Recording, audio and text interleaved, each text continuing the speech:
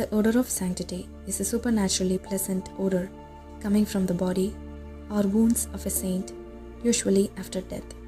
It was presented as a physical sign of the spiritual superiority of the person. Throughout history, the smell of roses and other scents like lilies, violets, and even some unrecognizable scents said to have emanated from their bodies. This theological gift is called osmogenesia. The concept arose in the early Middle Ages with roots in the early Christian communities of Greece and Egypt, but it did not gain considerable attention as a sign of sainthood in the Catholic Church until the early modern period. The odor of sanctity is strongly associated with, and for a time, was a sign of incorruptibility. The scent that emanates from a saint's body can be brief or persistent, attached to the body or grave or the water the body was bathed in, and even the objects the person touched.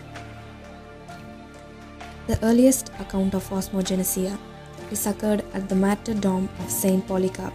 Saint Polycarp was martyred by being burned at the stake. In medieval telling of his death, his burning body smelled like a brazier of frankincense and myrrh instead of burnt flesh. The odor of sanctity that Catholic tradition recognizes as associated with the saints is also actually rooted in Scripture.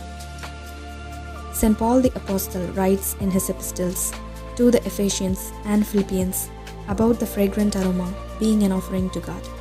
The odor of sanctity carried some theological weight in convincing the local ecclesiastical authority to formally canonize them, and we can say it is a recognition for their saintly life on earth. In 1758, Pope Benedict XIV wrote his treatise on the process of beatification and canonization of saints. In it, he made the first formal recognition of the odor of sanctity's value in the beatification process. For hundreds of years, the bones of St. Nicholas have been said to ooze fragrant oils with healing powers. Each year, this manna is collected on 9th May and given to the faithful. One flask of oil from the 13th century was tested and proved to be oil from a vegetable source. There is also an active association between the odor of sanctity and stigmata, with a supernatural floral odor reported to emanate from the wounds of a stigmatic.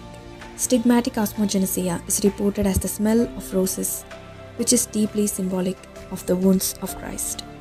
In the case of St. Padre Pio, his spectral scent of roses and pipe tobacco said to have emanated from his body when the people visited after his death, and was considered as a sign of his saintly intercession.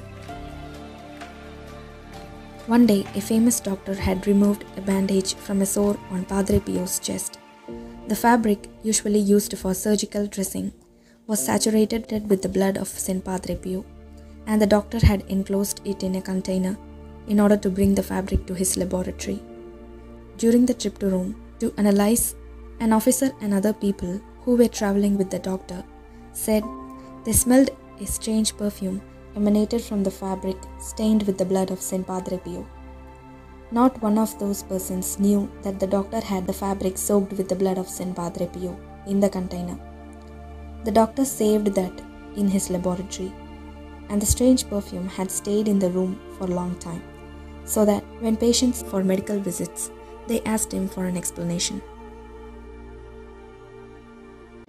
Other saints throughout history displayed the odor of sanctity. Saint Teresa of Lisieux was one of the most popular fragrant saints. The moment she died, her bedside attendants said the room is filled with scent of roses that grew to saturate the building. The convent smelt like it had erupted in bloom, and cascades of invisible blossoms poured from the windows. Her grave even held the scent of roses for nearly 8 months. This phenomenon also has a medical explanation called ketoacidosis. In the Middle Ages, women are said to have rigorously fasted in order to mortify the flesh and lived their life for God, and they helped take care of patients and the sick ones tremendously. So when the body starves because of fast, without food, the fats are broken down by the body itself and it uses the energy. This breaking down of fats produces a certain traces, a very little amount of sweet smell from the body. But having known that the smell lasted for 8 months from St. Teresa's body, I think science failed to explain this supernatural gift of God.